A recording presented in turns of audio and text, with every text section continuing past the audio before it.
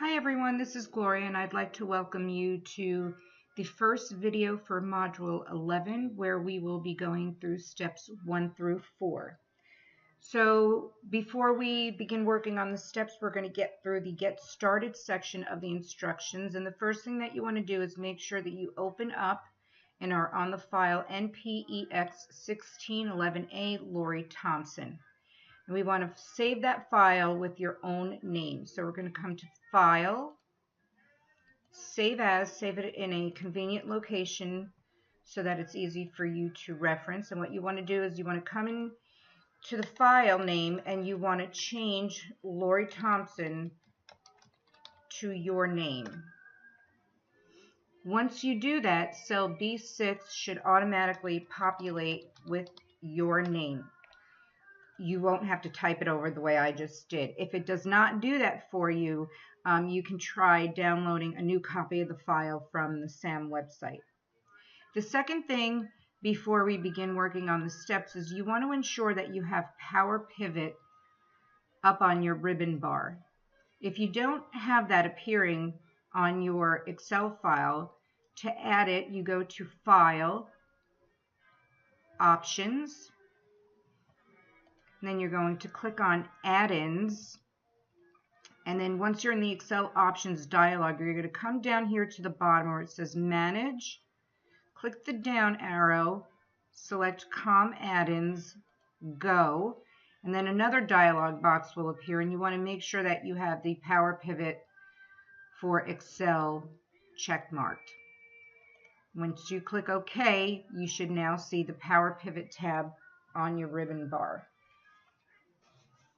So now we're going to get started on step 1. And we are going to use a Power Query to create a query and load data from another file into our existing table on sales history. So the first thing you want to do is select sales history.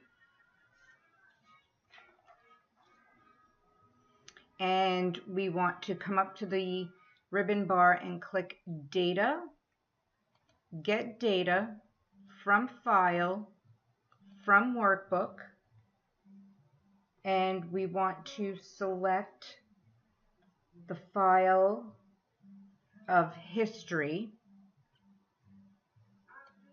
the NPEX1611A history. You can double click that, and what will happen is the navigator dialog box will open up and it's showing you that this is the file that you've selected and these are the worksheets associated with this file. So since there's only one, this is what we're going to select, and I double clicked that, and now the Power Query editor is going to open up. And according to the instructions, we want to remove units sold. So I'm going to select that column and I'm going to right click and select delete, and then I want to also delete the notes column by right clicking and removing. So now I have these 3 tabs that I'm going to bring into the existing file. We're going to come up here to close and load, and we want to make sure that you select the second one, close and load to, and it's going to ask you where do you want this to be loaded. So I'm going to select the existing worksheet and I'm going to select cell A3 and click OK. And now you can see that that data from the history worksheet has been brought in to our working file.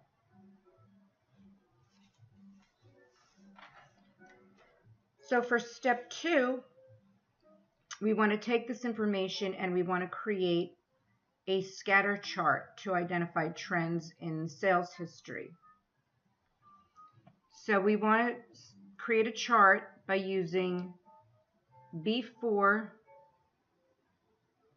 through C26. I'm sorry, B3 through C26. So we're going to come up to our ribbon bar. I'm going to click on Insert. I'm going to move over to the Charts area.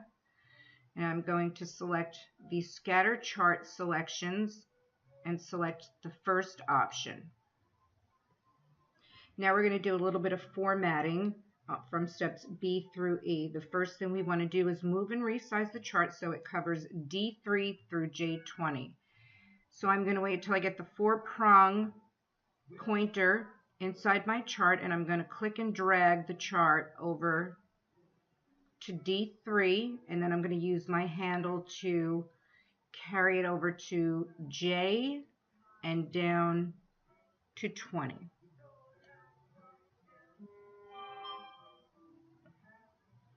So the next thing that we want to do is we want to add a vertical axis to the chart. So we're going to click the plus sign.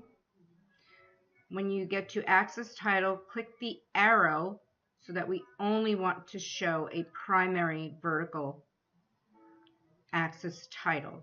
And as you can see, the 4 dots have appeared now on the vertical axis, which means we can type whatever text we want in there. And we want it to read sales parenthesis mill close parentheses.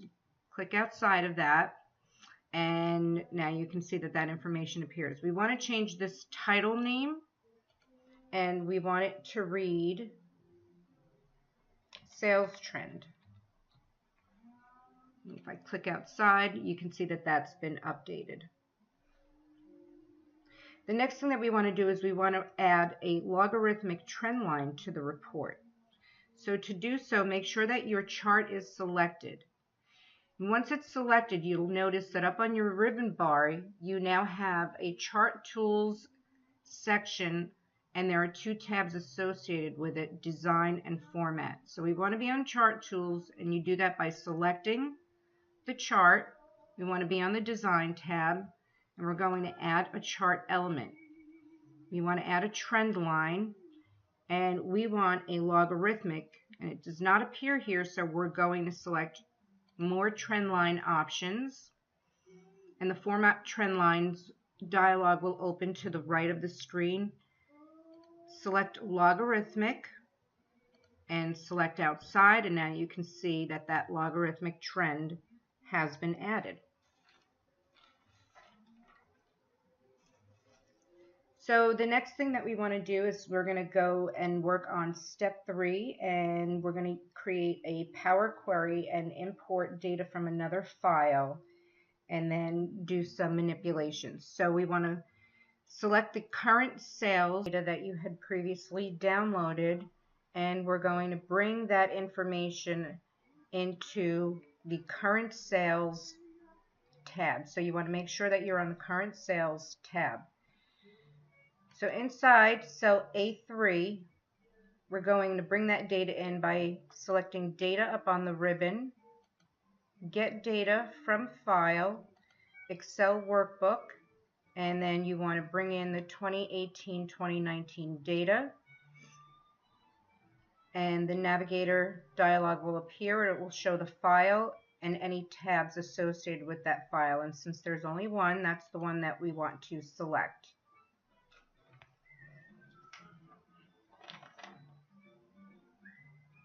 So now the next thing that we want to do is we want to edit this data, because so we're going to come down here to the bottom, we're going to click Edit, and that's going to open up the Power Query Editor dialog. And we want to delete all of the columns with the exception of order date and sales. So the columns that I want to delete, I'm simply right clicking and I'm clicking remove to remove the columns that we don't want. Sales we want, so I'm going to come over to sales tax, right click, remove, right click, remove. So the first thing that we're going to do is we're going to change the order date column to months. So select order date column,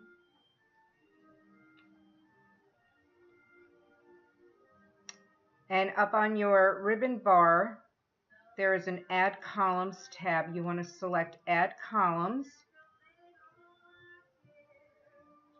You want to select Date, scroll down to Month, and we want to select End of Month. And what that did is inserted a new column for us.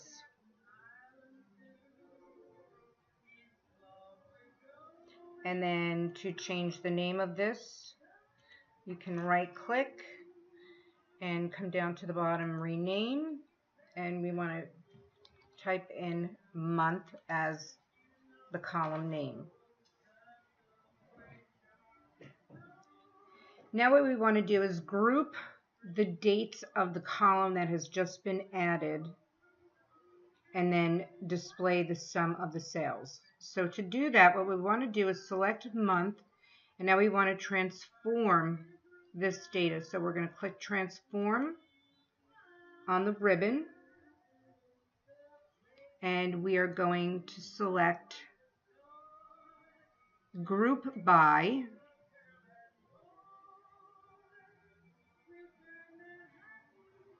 and you want to make sure that month is selected.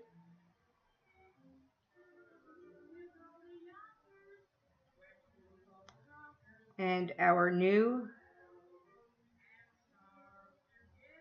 column name will be monthly sales.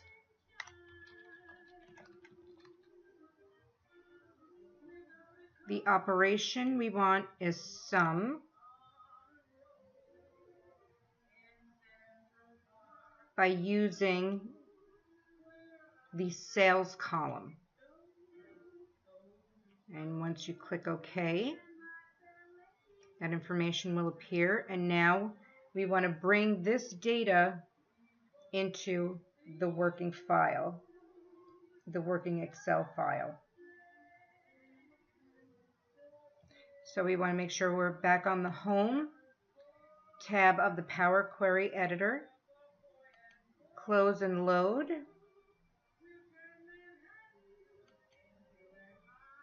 And the dialog will appear. We want it to appear in the existing worksheet. Click OK. And then in column B, we want to format this to currency. So I'm going to go to the Home tab up on the ribbon, and I'm going to format this as currency. And I want 2 decimal places on the $sign, so by clicking on currency, it will automatically do that. And for under step 3, for step K, if an extra blank row appears at the end of the new table, remove it. So as you can see down here, row 28 is blank. I'm going to select that row and then right click and delete. So now we're going to create a forecast sheet to track the changes in monthly sales and project next year's monthly sales. So what we want to do is we want to select range A3 through B27. We want to come up to the Data tab on the ribbon.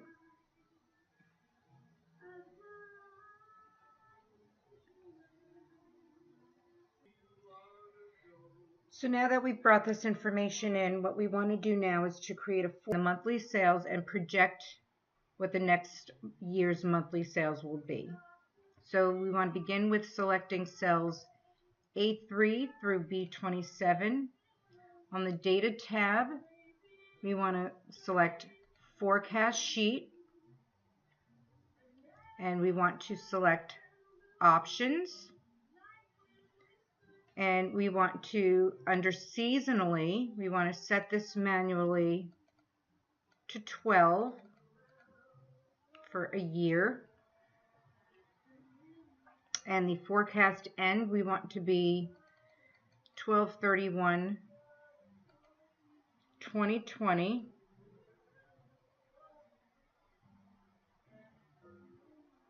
And we want to select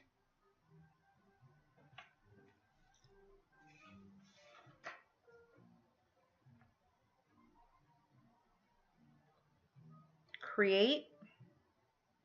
And what that did is it added a brand new sheet to the workbook.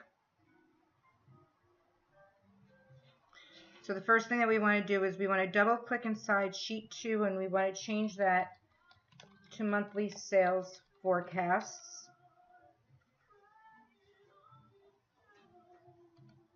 And we want to resize and move this chart to cover cells C2 through E24. So with the chart selected,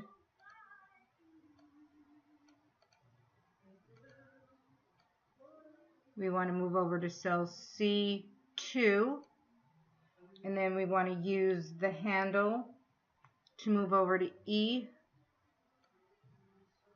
and down to 24.